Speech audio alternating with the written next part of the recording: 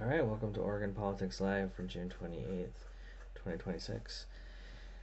I'll be talking about recent news articles that highlight issues facing Oregon and possible solutions and action steps.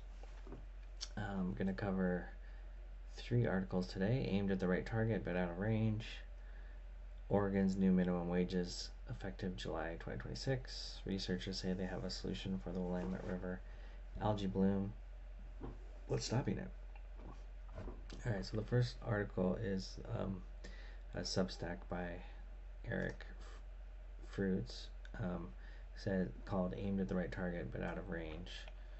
So Eric Fruits is an economist in the Portland area, and I came across him by watching him on the Northwest Fresh podcast, this one here, and thought he had some good things to say. Looks like he's works in Portland State in a think tank, the Cascade Policy Institute.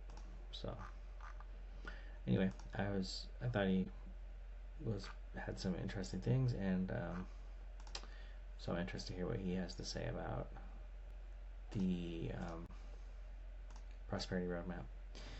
Okay, if Oregon adopted every Prosperity Council recommendation, would a growing employer finally choose the state?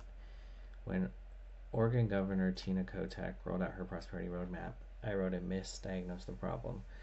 The roadmap misdiagnoses the state's crisis by treating structural pathologies rooted in high costs and uncompetitive taxation as problems of coordination and administration, relying on process improvements and aspirational targets while deferring substantive fiscal reform represents a continuation of policies that have failed to arrest Oregon's competitive decline for decades. This might be hard to read because he uses such big words like arrest and pathologies, unnecessary words, but we get what he's saying. This isn't a problem of coordination and administration, it's a structural problem of high costs and uncompetitive taxation. That's what he's saying. So if you don't tackle the root causes, being more efficient in your coordination administration isn't going to really matter. Okay, so let's see what he thought. The council she created to run that roadmap into recommendations has now issued the final report, 32 pages plus 400 more of appendices. Rather than read it page by page, let me put it to a single test that matters more than any rubric. Will these recommendations actually bring an employer to Oregon? The diagnosis is blunt, and to the council's credit, it does not pretend Oregon is fine. The state ranks 49th in the nation for the change in non-farm employment. More than 40% of Oregonians cannot reliably cover basic costs. A single filer earning $40,000 rate here, which is 20%, then in Washington 18%, or California 19%. Multnomah County has lost $3.5 billion in personal income to out-migration over 3 years, roughly $730 million of it to Clark County, which is across the river. Washington is across the river. So they moved from Portland to right across the river in Washington for lower taxes, but probably kept the same job. On talent, where's my control thing?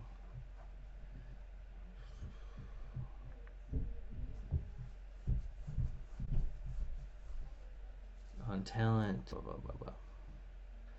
If I can't pause this, how's this gonna work? Back to that thing. Alright. Okay, on talent, Oregon ranks 37th in higher ed funding per student and charges the highest public university tuition in the West. Okay, so 49th in the nation, change in non-farm employment. So employment's not getting better.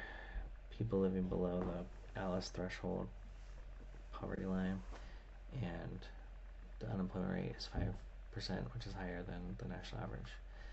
Okay, the recommendations come across 5 areas. In brief, replace Business Oregon with a business-led Oregon Commerce Authority, reporting to a public dashboard. On taxes, modernize the R&D credit, raise the estate tax exemption, reform the corporate activity tax, reconnect qualified small business stock rules to the federal code, and hand a nonpartisan working group the job of restructuring the income tax system by 2029, lowering effective income tax rates across all brackets. I mean, that all sounds like stuff he would like, but let's see what he thinks. Kotek's roadmap set a 2027 deadline. The council added 2 years. On process, a permitting shot clock with fee refunds when agencies miss deadlines, a 20% cut in regulatory requirements. On sites, a $250 million per biennium fund financed by bonding against future growth, plus looser industrial land rules. Oh, we covered this yesterday. Cap injection on talent, governor's cabinet, West Coast level higher ed funding, and a $20 million research fund. Okay. The report claims that robotics is an industry in which Oregon is poised for growth and natural leadership. Fine, let's take it at its word. Assume the year is 2030 and Oregon has adopted and implemented every one of the council's recommendations. A robotics firm is choosing where to build its next plant with 50 full-time jobs and a footprint the size of a Costco or two. Assume that in 2026 the firm would not have considered Oregon at all. A site selection team asks 2 questions in order. Does Oregon clear the threshold filters to make the shortlist? Does Oregon then win the head-to-head on operating cost? In 2026, Oregon work on the first question. Most of the recommendations that cut against Oregon's work on the second. Keep the plant in mind as we go. Power-hungry automation, a need for controls and mechatronic technicians, and an R&D heavy profile. Keep in mind, too, this is precisely the type of company the council says it wants the state to attract. Ready sites. The most common reason an advanced manufacturing firm never shortlists a state is the absence of served, permit-ready site. The $250 million fund targets large parcels, but the companion land supply challenges. Okay, this is really dense. By 2030, a recruiter can put a real address with power, water, zoning on the table from the first meeting. That is what gets Oregon back in the room. Okay, so that's why they did that $250 million fund, because they're trying to attract out-of-state companies to come here, I guess. A bounded clock. That's a good thing. The CAT deduction. R&D credit, especially at the university tier. Lower income tax rates. QSBS in the estate fix. A concierge. Okay, a plant is only as good as the people willing to staff it, and the report frames talent as the long game. West Coast level higher ed funding and a research fund. Those strengthen the factor that matters most over time, but overtime is the catch. A 4th grader who benefits from better schools is not staffing this line by 2030, and the funding takes years to show up as graduates. So the firm's recruiters face the present, not the projection. A senior engineer weighing Oregon still meets a top Portland marginal rate near 15% and a housing cost that the report touches only glancingly. Oregon's historic edge was that the quality of life pulled educated workers in faster than other states could train them. That pull has weakened, net migration has gone the wrong way, and nothing in this plan restores it quickly. The workers' concerns are a key part of the firm's concerns. If the workers don't want to live in Oregon, the firm won't want to operate in Oregon. For most workers, the cost of living is a top concern, and the council's report does little to address the concern. Okay. What keeps Oregon from winning the round? Cap and invest, labor strings, revenue neutral rule, level the report never reaches, the shadow about all PERS. Okay.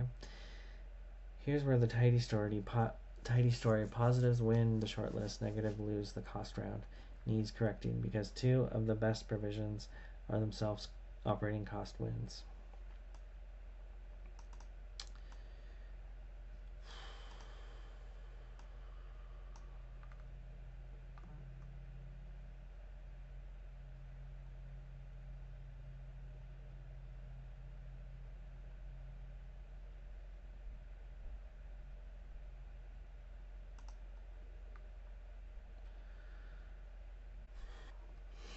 Okay, so yeah, this was kind of a dense article and probably should have pre-read it instead of reading and commenting on it live. I've never read any of his work before, but okay, I mean, the summary seems to be that the Prosperity Council is mostly focusing on making the state more credible for outside companies to come and start industrial sites. by having construction ready sites ready to go, firm deadline on new permits, reducing the corporate activity tax, research and development tax credits, lower tax rates, one contact inside the state government. All these things are designed to make Oregon more competitive for businesses thinking about where they're going to build their next some industrial plant or something. And he's just pointing out that even if you did all these things, there's a problem with the taxes and just cost of living in general, like housing. So he's saying even if you make it better for businesses to show up here, there's still the overarching problem of it's expensive in Oregon compared to like Idaho or Utah. Yeah, so that might still be a barrier. Why? But how one lowers the cost of living in Oregon to get more competitive, he doesn't really say, and it's a bit of a challenge. But okay, I guess that was interesting. Yeah. So policy recommendation from him seems to be address structural cost issues, not just process issues, which is fine. I mean, I agree with it. Yeah. How that is done is another matter, but we can do our best. All right. Next one is Oregon's new minimum wages effective July 2026.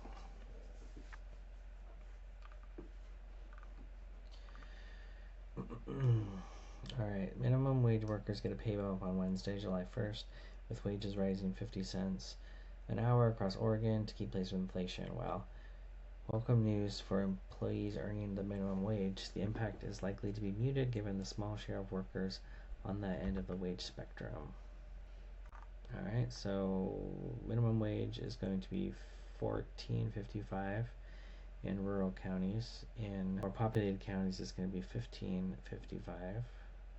And in the Portland metro, it is $16.80, which is some of Clackamas County, some of Washington County, and some of Multnomah County. All right. This is, I mean, it's good for low wage workers because it's really expensive to buy things, and you work 1 hour, and that can maybe you can buy one meal if you work 1 hour. So it seems reasonable. It's just it's good for low wage workers. It's tough for the people who are making more. The wages never seem to go up. Yeah, that's just don't really have much to say about that one, other than cost of living is too high. So it's nice to try to keep the wages up with that.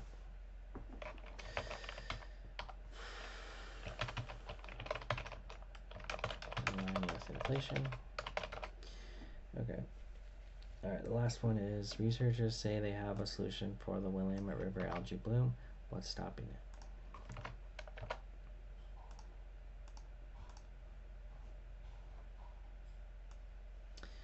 A $20 million fix for the algae bloom on Ross Island has struggled to gain traction with state agencies and lawmakers. Alright. Algae bloom forms around Ross Island.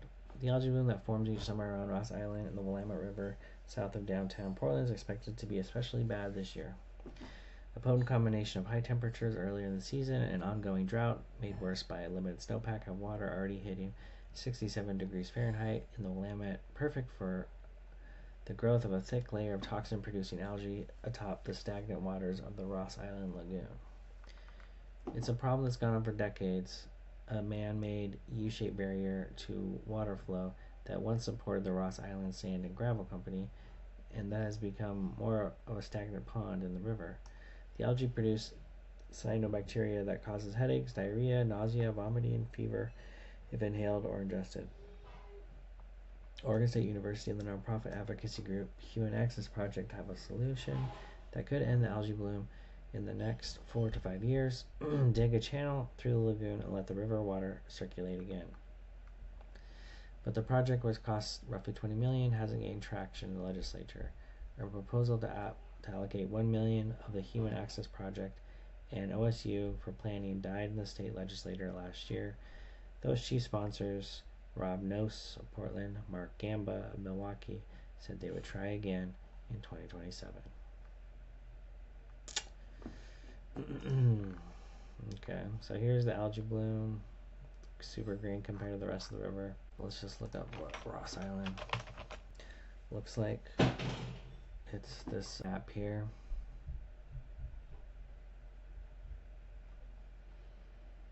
So this looks like a man-made little island that's keeping the water here in a pond, and it's basically the water's not flowing, so the algae is growing. So I'm assuming the proposal would be just cut a trench here, so then you're getting water circulating around, would be my guess. Alright, what is the Human Access Project?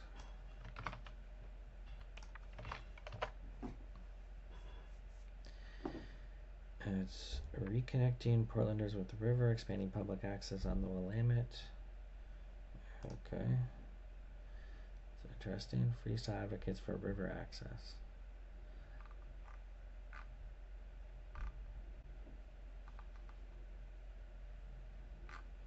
Okay, sounds nice, I guess. Alright, so we'll just follow them on Human Access Project. Okay. Follow.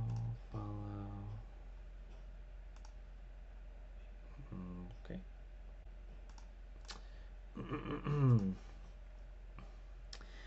Okay, it costs $3 million. So it would take $1 million from this nonprofit whose whole thing is river access, and OSU for planning. Okay, the chief sponsors was Rapnos of Portland, Mark Gamba of Milwaukee. See these guys. Rapnos. Who is this guy?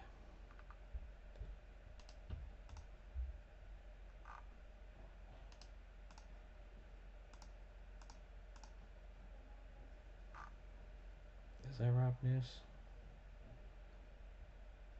I guess, but where's Rapnos in this picture? It's probably this guy. Amazing. I'm gonna have to look him up.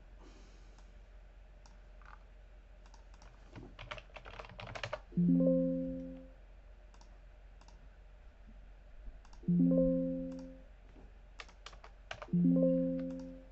damn.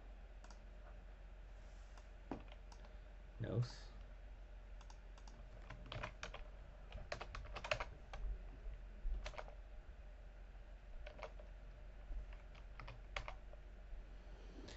Okay, Rob Nos, a Democrat. He's been 12 years in the state representative, so that is really impressive, honestly. Alright. Pretty impressive that you've been in there for such a long time. Alright, and who's our other guy? Mark Gamba of Milwaukee. I'm pretty sure Mark Gamba has lost his race. Oh no, they give another guy. Mark Gamba, what's your deal?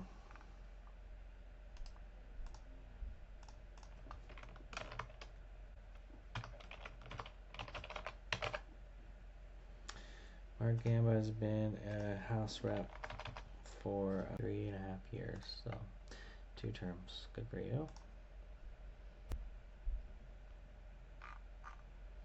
Alright, Mark Gamba, cool.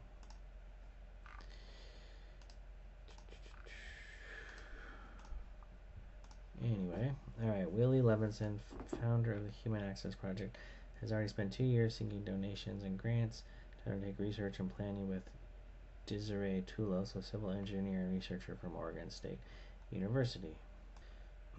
Alright, so Willie Levinson spent 2 years seeking donations, and this is Willie Levinson, the Human Access Project guy, and this is Desiree Toulos, the Oregon State researcher person.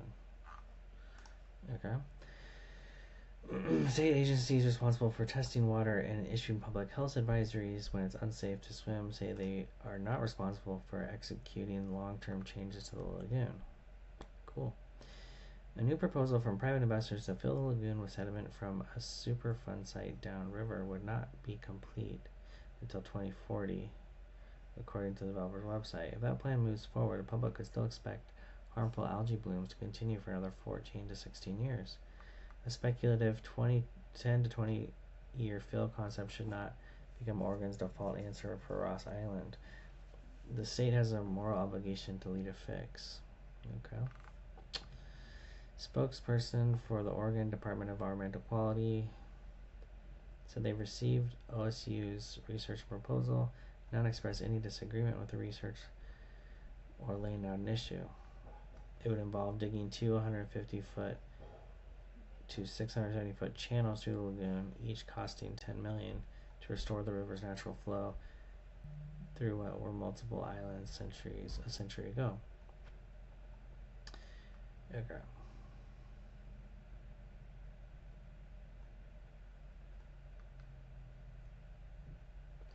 The Ross Island Sand and Gravel Company and its owner, Robert Pamplin Jr., owe the Oregon Department of State Lands $14 million in fines for failure to restore the lagoon.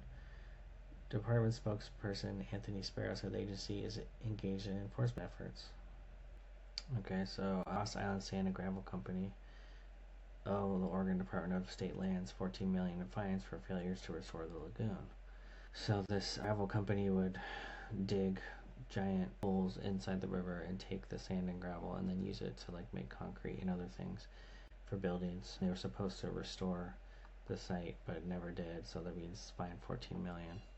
So maybe you could just get that $14 million and do the 20 million fix these guys are proposing. Who knows? Okay.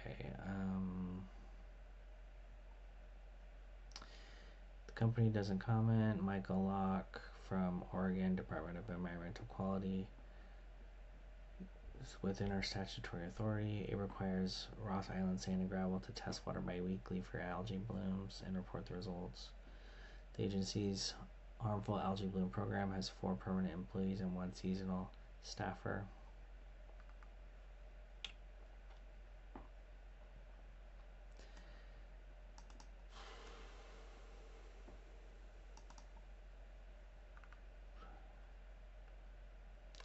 Every agency can accurately describe its limited role.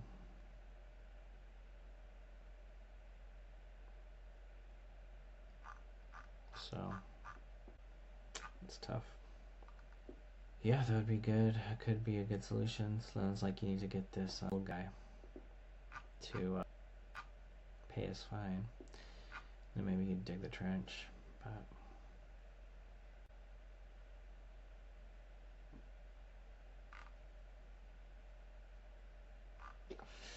so yeah, policy recommendation. I mean, I would pay the fine, dig the trench. I mean, having the river operate nicely is great for tourism. So I would say it's an A if you could actually get it done. But all right, that's it for today. Pretty light, fair. We'll stop there.